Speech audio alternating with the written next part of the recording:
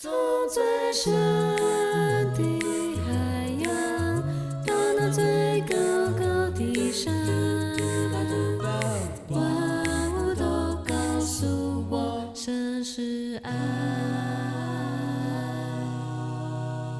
欢迎收听迦南之声。大家平安，欢迎收听4月7日的迦南之声。我是尤鹏牧师。今天要跟大家分享的是追求生命的永恒价值。读约伯记14章1到22节。我们要来读 RPG 的金句哦。你会指示我生命的道路，在你面前我满有喜乐，在你身边我有永远的幸福。诗篇16篇11节。一间孤儿院中的一位男孩，他曾经悲观地问院长，像我这样没有人要的孩子，活着究竟有什么意思呢？院长笑而不答，只交给男孩一块石头，说，明天早上你拿这块石头到市场上去卖，但是不论他人出的价钱是多少，你都不能卖。隔天，男孩就蹲在市场的角落，好多人都想要那个石头，并且价钱越抬越高。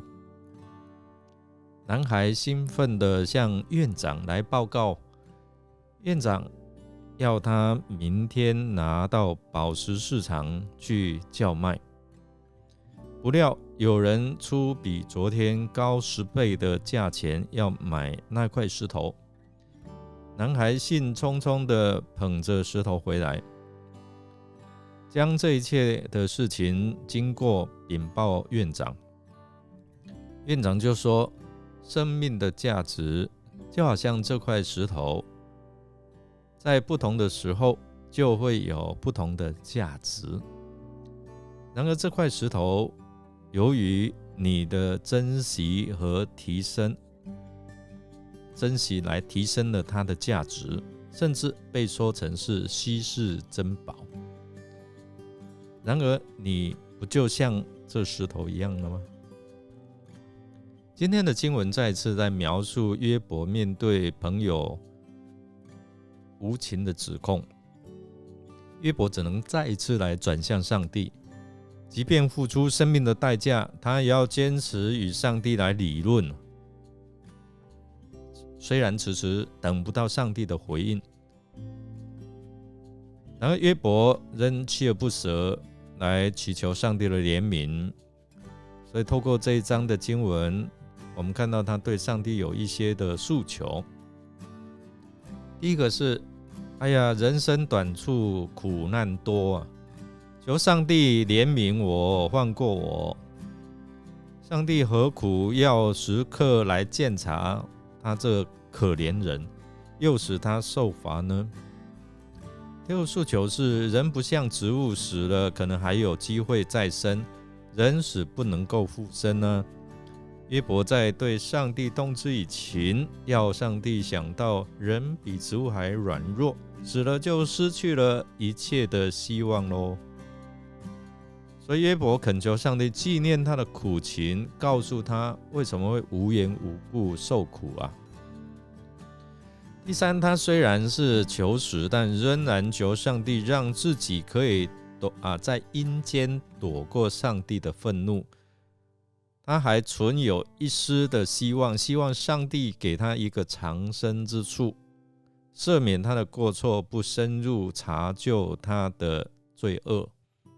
第四个诉求说，如果不蒙救赎，人就完全失去了指望，仅仅知道自己身上的疼痛跟悲哀与绝望。这个过程对现今我们处在这个世代的人有一些的提醒，就是人往往注重短暂的享乐跟物质的追求，但是很少有人去思考生命真正的意义跟价值。约伯记第14章里面提到树木的比喻，提醒我们生命的无常与短暂，也反映出人类追求永恒的渴望。因此呢，今天我们看14章的过程当中，我们需要思考如何在生命的短暂这个过程里面寻求永恒的价值跟意义。首先在提醒我们需要明确知道自己的价值观和生命的目标，透过那个孤儿院的院长在提醒这位小朋友生命的价值在哪里，所以思考什么是真正的重要性，根据这一些的价值跟目标来生活。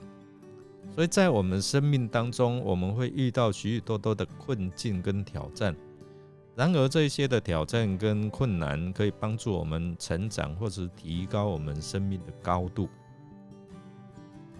因此我们需要学会如何从逆境当中寻找生命的意义和价值，透过这些的经历来认识到自己跟塑造自己。其次我们需要学习如何从痛苦当中来获得成长的启示，从这当中找到生命的意义跟价值。最后呢，我们需要建立对上帝的信仰跟依靠，相信他赐予的恩典还有应许，并继续建立与他之间的关系。我们需要学习如何珍惜现在跟活在当下，不要让生命虚度，而是用珍贵的时间去追求永恒的价值和意义。我们都知道生命真的很脆弱跟短暂，所以你有没有把握住这样的一个时间趁着我们还有生命的气息，能够去追求永恒生命和他所赐给我们的平安跟盼望呢？我们来默想，如果你知道自己只剩有限的时间来生活，你会如何重新思考自己的价值观跟生命的目标，以寻求永恒的价值跟意义呢？让我们一起来祷告。亲爱的天父，感谢您赐予我们的生命，因为你是我们生命的源头，也让我们能够在这世界上来生活。我们感谢您的恩典跟您的慈爱，让我们能够在每一天能够透过世界万物体验到您的恩典跟应许。但是我们也知道生命的短暂，生命有充满许多的苦痛，时间总是匆匆来经过，因此我们真的是恳求你来帮助我们，能够重新思考我们自己生命的价值跟意义，让我们不是只有看重这世上外在的物质，而能够真的用心来寻求你永恒，还有你在我们生命当中所赋予给我们的价值跟意义。我们知道你所赐的是永恒的，而我们所追求的可能都是着眼在短暂。开启我们的心窍，让我们明白我们应该要追求什么。我们这样祷告是奉靠主耶稣基督的圣名求，阿们。感谢您的收听，如果您喜欢我们的节目，欢迎与人分享。我是尤伯牧师，祝福您有主所赐的力量跟帮助，胜过你现在所面对的困难。我们下次再见哦。